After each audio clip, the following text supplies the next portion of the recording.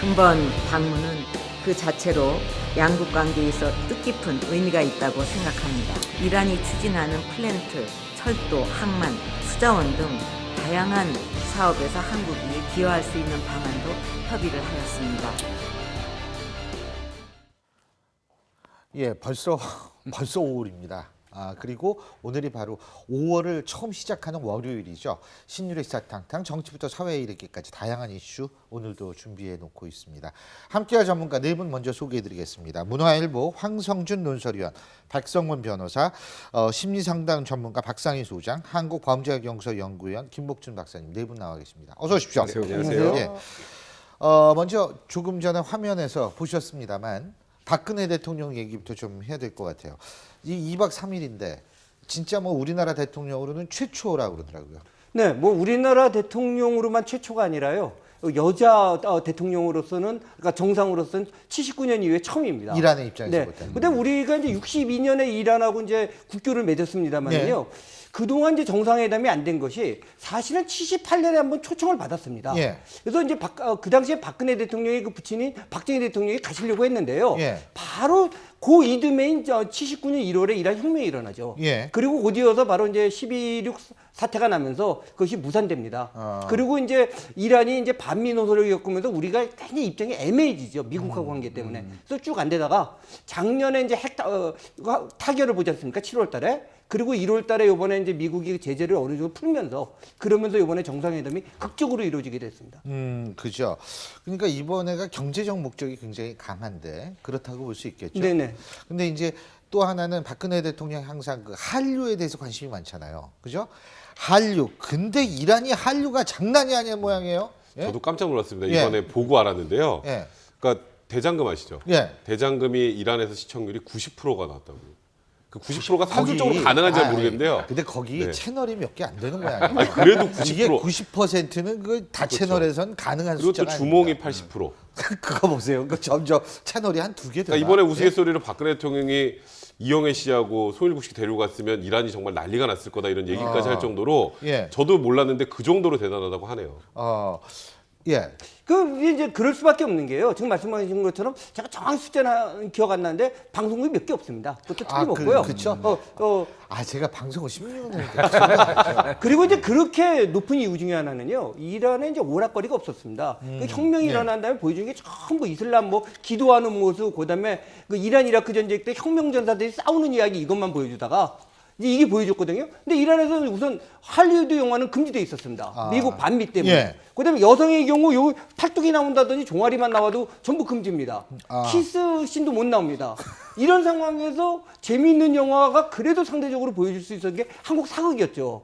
그래서 이제 대장금 같은 경우에는 뭐 그래도 얼굴은 보여줍니다만 나머지는 또 다 가린 모습 아닙니까? 한복이 원래 그러니까. 근데 여기서 굉장히 이제 애틋한 사랑 얘기가 나오고 이런 게 나오니까요. 진짜 폭발적인 인기인데 진짜 뭐 90%라는 통계는 좀 과장됐는지 몰라도 진짜 대장금이 할 때 길거리에 자동차가 없었다고 합니다. 저는 아는 그 이란 기자가요. 저한테 메일을 보내갖고 그 앞에 스토리를 좀 가르쳐달라고 내기를 하는데 그래서 제가 그걸 가르쳐줘갖고 막 메일을 보내줬더니 되고. 내기에서 계속 이겼다. 그런데 사실은 어떻게 보면 도박 사기 같기도 한데 뭐 이런 일이 있었을 정도입니다.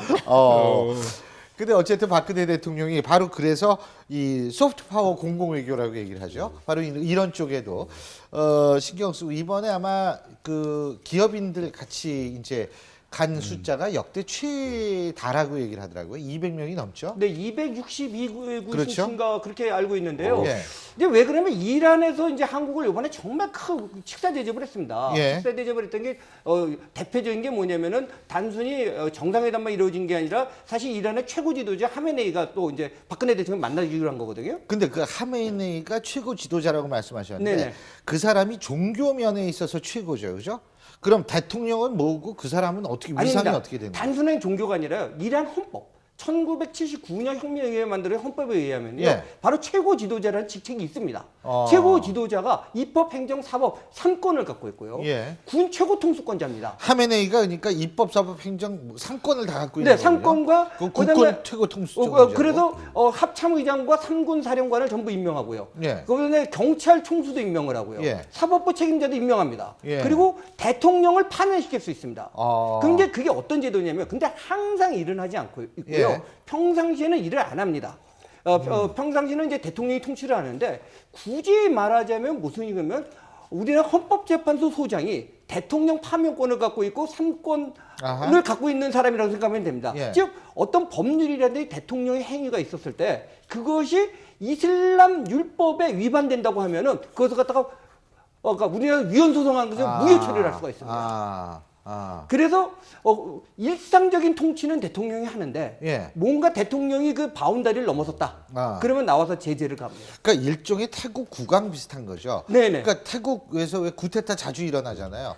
그래가지고 이제 국왕한테 가가지고 저희가 구테타를 했습니다. 그래서 그래? 그러면 이제 구테타가 되는 거고 이 성공한 거고 너는 안 돼. 그러면 구테타 실패하고 이런 케이스 네, 있잖아요. 그렇죠. 그러니까 예. 이제 신정 체제인데, 그러니까 단순히 종교 지도자가 아니라 국가를 장악하고 있는 거죠. 그게 왜냐면 그쪽 말로 벨라야트 이 파키라고 하는 제도인데요. 예. 그게 직역을 하면 율법 학자의 통치 이 정도가 됩니다. 즉 다시 말해서 세속의 인간들이 법을 만들더라도 그 법을 하나님, 그러니까 그들이 말하는 알라의 법을 넘어설 수 없다는 겁니다. 근데 알라의 법에 맞는지 안 맞는지를 누가 판정해 주냐? 바로 이 최고 지도자가 판정해 준다는 겁니다. 그리고 이제 최고 지도자가 그런 헌법재판소 역할도 하지만 뭐더 강력한 거 아까 그런 군과 경찰 같은 무력기관을 직접 갖고 있다는 갖고 있다. 아니 물론 태국 국왕 같은 경우에 종교하고는 상관이 없죠. 하지만 굉장한 카리스마를 갖고 그 태국에 있어서 그 일종의 그런 상징성을 가지고 상당한 역할을 하는데, 그런데요, 제가 박 소장님께 좀 여쭤보려고 그러는데, 박근혜 대통령 지금 화면에 나옵니다만은 네. 이 히잡 이걸 루살이라고 그러는 모양이에요. 그거 모르겠어요. 근데 어쨌든 우리는 히잡이라고 불렀는데 이란에서는 아마 루살이라고 그러는 모양인데 네. 이거를 쓰고 갔다. 여기에 대해서 네. 일부 네티즌들은 원래 이런 거 쓰면 여성 비하인데 그걸 왜 쓰느냐. 자, 여성으로서 어떻게 판단하십니까? 정말 어려운 질문이신 거거든요. 근데 뭐 여성학을 저도 미안합니다. 네, 오랫동안 공부해 왔기 때문에 이슬람 여성들의 어떤 성 억압은 좀 심각하기는 하잖아요. 그래서 예. 참 좋은 기회인데 아쉽다라는 느낌이 여성학 공부한 저한테 있는 건 사실입니다. 그렇지만 이제 또 지금이 너무나 외교가 중요하고 예. 사안이 사안이라 개인적인 어떤 판단보다는 예. 국가의 이득을 또 생각해야 되는 상황이기 때문에 그들의 문화를 존중해 줘야 되는 상황이기 때문에 또 이런 것을 개인적인 어떤 의견을 강제하기보다는 또 대통령과 그 주변 분들이 이렇게 선택을 했다면 받아들여야 되는 것이 아닌가 하는 생각을 개인적으로 가지고 있고요. 근데 이제 저기 루살이라는 거 말고 차도르라 그래서 눈만 요만큼 내놓는 예. 그런 옷이 있어요. 만약에 그런 그 것까지 차도르가 아니고 아니, 그거는 그건- 닉갑이라고 합니다. 닉갑이요? 네, 차도르는 저 화면에서 얼굴만 나타나는 것처럼 나오게. 아, 이게 이렇게 어깨까지 되는 가리는 거야? 거죠. 아프가니스탄에서 눈만 나오는 거. 네, 이렇게 눈만 나오는 아프가니스탄에서 아예 여기까지 부르카? 가는 거예요. 아, 예. 그건 부르카입니다. 부르카죠, 부르카. 히잡이라는 게요, 광의 의미 히잡이 있고요. 협의 의미인데 광의 의미 히잡은 저 머리에 두른 거 전부 히잡이라고 합니다. 예. 그 중에서 이제 아까 말했지만 닉갑이라도 요 눈만 가린 거, 사우디아라비아 같은 거 그걸 닉갑이라고 하고요. 심지어 눈에다가 망사칠하고 그러니까 온몸을 그거. 한 거 그게 부르카. 이제 부르카고요. 그다음에 이제 얼굴은 이렇게 내밀고 여기까지 가는 걸 이제 이란식의 차도르고. 그다음에 히잡 그러면 보통 이렇게 머리와 그다음에 목과 이런 걸 가린 겁니다. 근데 이제 누사리 같은 건 뭐냐면요, 저 넓은 에서 히잡인데 완벽한 히잡, 전통적인 히잡은 아니에요. 이게 뭐냐면 이제 루가 머리라는 뜻이고 사리가 이제 가리다 그런 뜻인데요. 그러니까 머리 정도를 가려주는 건데 저 누사리 특징은 머리를 지금 박근혜 대통령 보시지만 머리 완전히 안 가렸지 않습니까? 예. 저거 왜- 바람 불어서 아니 왜 그러냐면은 예. 이란 그쪽에서는 여성의 머리가 이 성적 어필의 상징입니다. 그래서 머리를 다 가리게 돼 있는데 지금 머리를 좀 심하게 하면 조금 가린 정도만 했기 때문에 한 건데, 흉내만 그래서 저거 자체가 일종의 타협의 산물입니다. 그러니까 그쪽 문화를 존중해 주면서도 그렇죠. 그렇다고 정통적인 히잡은 안 한다. 뭐 이런 표시입니다. 자, 시청자 여러분. 여러분 혹시 황성준 위원께서 왜 이렇게 이거 잘하시는지 궁금하시죠? 황성준 위원은 우리나라에서 최고의 분쟁 전문 기자셨습니다. 그래서 사실은 주로 중동 지역에 상당히 오랜 기간 동안 체류를 하셔가지고 지금 말씀하신 게 전부 현지에서 체득한 아주 귀중한 사실이라는 걸 제가 말씀을 드립니다. 자.